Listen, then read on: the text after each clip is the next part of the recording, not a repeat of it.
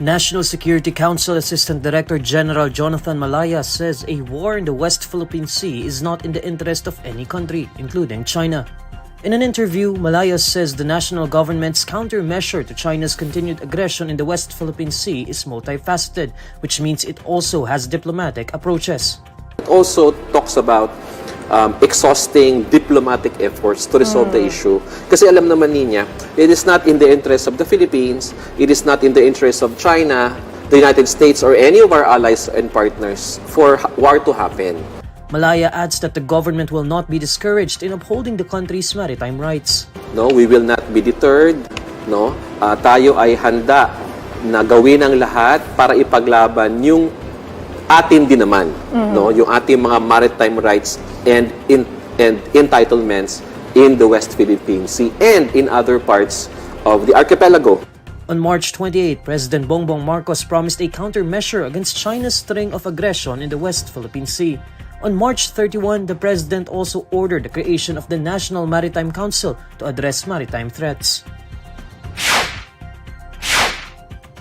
Former Senator Sonny Trillanes IV is petitioning Senator Imee Marcos to launch an inquiry into the gentleman's agreement between former President Rodrigo Duterte and China regarding the Ayungin Shoal in the West Philippine Sea. Trillanes' call followed ex-presidential spokesperson Roque's claim that Duterte's verbal agreement with China indicated that the Philippines may only deliver water and food to the grounded BRP Sierra Madre in Ayungin Shoal and not construction materials for the ship's repair. It also came after Senator Marcos claimed that China's incursion in the West Philippine Sea was exacerbated by the current administration's pro-American stance. Marcos likewise alleged that Trillanes, along with former high-ranking officials of the country, were fooled into believing that Americans would help the Philippines should China's incursion persist. In a post on social media platform X, Trillanes urges Marcos to watch a video explaining his role as a back-channel negotiator between the Philippines and China in 2012 and maintaining he did not sell off Scarborough Shoal or Spratlys to Beijing.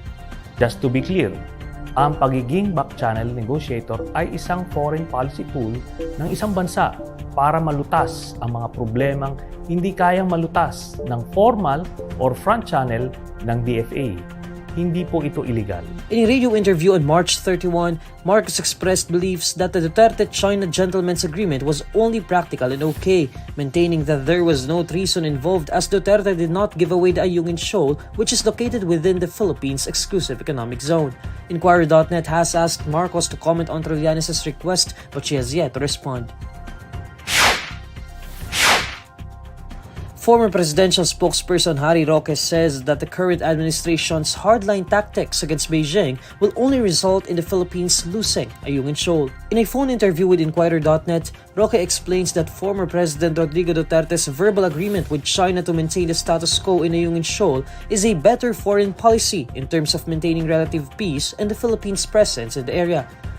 The former spokesperson explains that Duterte's agreement with Beijing constitutes an agreement wherein China would allow the delivery of food and water to troops stationed in the Philippines outpost in Ayungin Shoal, the grounded ship BRP Sierra Madre. Roque also mentions that the country must learn from its past pertaining to the Aquino administration's alleged loss of control over Scarborough Shoal, another area within the Philippines' exclusive economic zone but has since been reportedly controlled by China.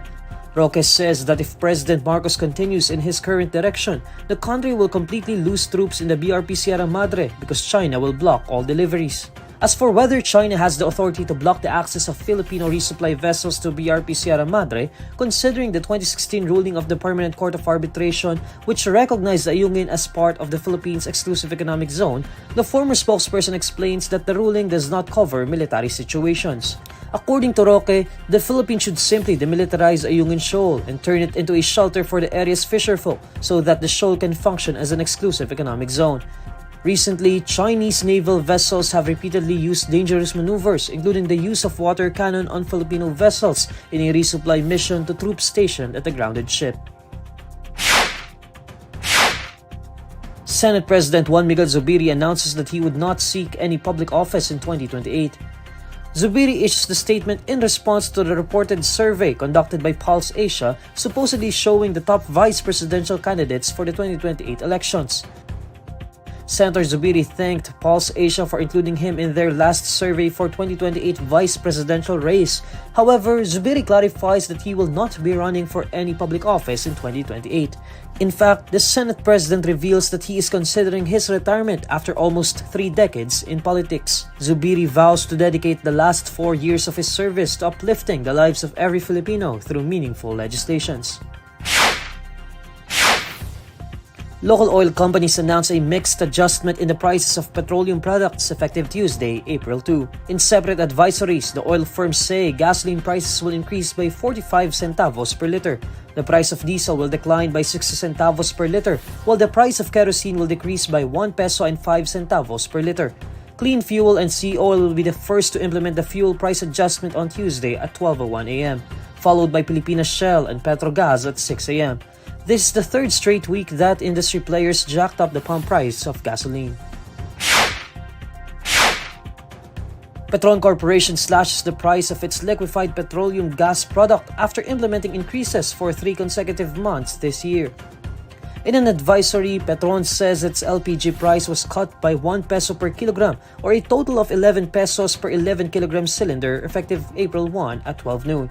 Petron adds that the decline in price reflects the international contact price of LPG for the month of April. This month's downward adjustment came following the 30 centavo per kilogram increase implemented in March.